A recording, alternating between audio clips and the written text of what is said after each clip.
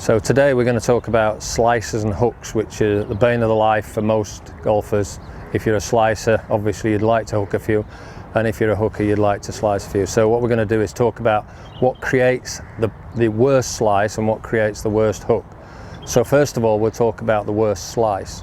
Now, what happens in a golf club is that the club face starts the ball and the path spins it.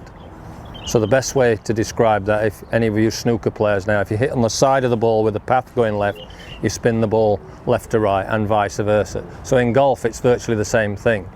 So obviously, when we're coming over the top, which shoulders open a little bit too early, the club path is starting to go well left, and the club face is slightly open to the path, and that creates obviously a clockwise motion on the ball.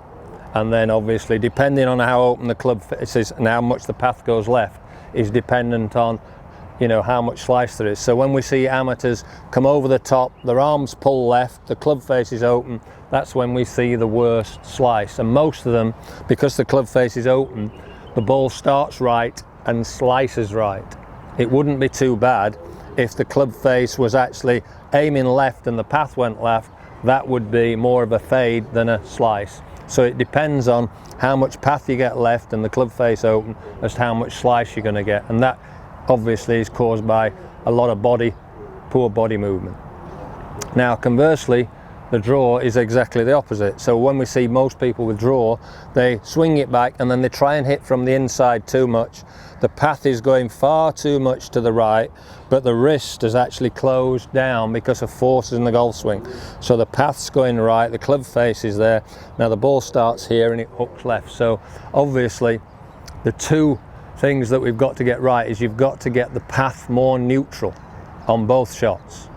And obviously, I'm not going to go into too much detail about, the gear effect, hitting it off the toe or the heel, but that exaggerates either of those shots, okay? So a lot of players say, well, when I come over the top, I don't actually slice it. Well, if you're hitting it off the toe, you probably won't. So gear effect does have an effect on the amount of slicing. So that's a little bit more complicated than we want to get into. So what we'll do now is say, right, to get a little bit more neutral flight, instead of you moving your body out the way this way and slicing it, or moving your body under and drawing or hooking it, what we try and do is get the arm movement to come back under the chest, so your path is much more neutral, your club face is much more neutral, and it will cure both of those movements.